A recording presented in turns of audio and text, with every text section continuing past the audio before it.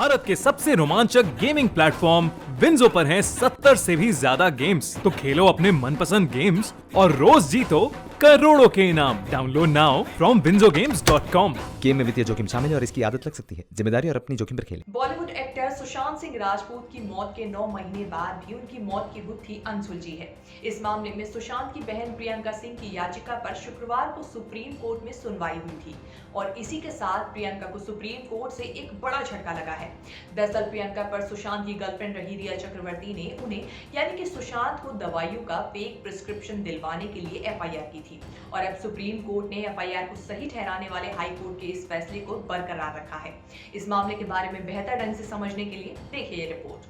Hello and welcome, मैं हूं कीर्ति राजौरा और आप देख रहे हैं न्यूज तक। रिया द्वारा की गई इस एफआईआर को सुशांत की बहन प्रियंका सिंह ने सुप्रीम कोर्ट में चुनौती दी थी, जिस पर सुनवाई करते हुए सुप्रीम कोर्ट ने कहा कि बॉम्बे हाई कोर्ट इस मामले को सुन रहा है और एक याचिका को रद्द कर चुका है। ऐसे में हम इसमें दखल नहीं देना चाहते। मामले की सुनवाई के बाद रिया चक्रवर्ती के वकील की ओर से भी बयान जारी किया गया, जिसमें सुप्रीम कोर्ट के फैसले का स्वागत किया गया था। बता दें कि एक्ट्रेस रिया चक्रवर्ती ने सुशांत की दोनों बहनों प्रियंका सिंह और मीतू के खिलाफ एफआईआर दर्ज की थी।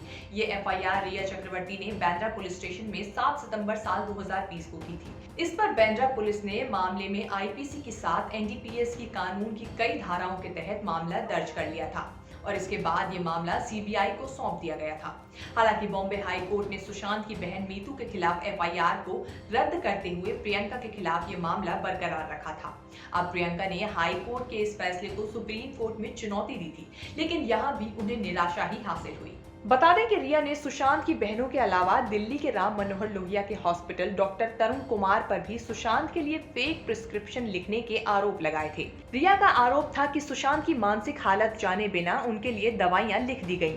उन्होंने ये भी आरोप लगाया था कि सुशांत को 8 जून को ये दवाइयां प्रिस्क्राइब की गई थी और 14 जून को उन्होंने खुदकुशी कर ली थी। इसलिए तीनों पर खुदकुशी करने के लिए मजबूर करने का आरोप भी बनता है। इसमें कहा गया कि इस प्रिस्क्रिप्शन में सुशांत को एंजाइटी मेडिकेशन दी गई थी, जो व्हाट्सएप पर कानूनी रूप से प्रिस्क्राइब नहीं की जा सकती। हालांकि इस पर सुशांत की बहन और उनके वकील का कहना था कि रिया ने केस भटकाने के लिए उन पर ऐसे आरोप लगाए हैं।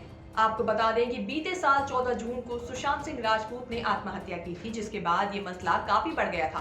सुशांत की बहनों ने रिया चक्रवर्ती और उनके परिवार पर कई तरह के इल्जाम लगाए थे। साथ ही रिया के खिलाफ एफआईआर दर्ज करवाई थी, जिसके बाद रिया और उनके भाई शौविक चक्रवर्ती को पुलिस ने गिरफ्तार कर लिया था। रिया की गिरफ्तारी 8 सितंबर को की गई थी, जिसके बाद करीब 1 महीने तक उन्हें जेल में कैद रहना पड़ा था।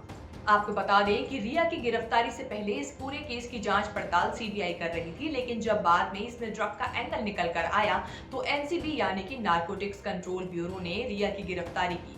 बता दें कि इसी 5 मार्च को एनसीबी ने मुंबई कोर्ट में 30,000 से भी ज्यादा पन्नों की एक चार्जशीट दाखिल की थी। इस चार्जशीट में 33 आरोपियों के नाम थे, जिनके तार ड्रग कनेक्शन से जुड़े हुए थे। 33 नामों की इस लिस्ट में रिया 10 नंबर के आरोपी बताई गई थी। फिलहाल इस पूरे मामले की जांच चल रही है और अब इस मामले में कब नया कनेक्शन निकल कर आ जाए कुछ कहा नहीं जा सकता, लेकिन हम उम्मीद करते हैं कि सुशांत को न्याय जरूर मिलेगा।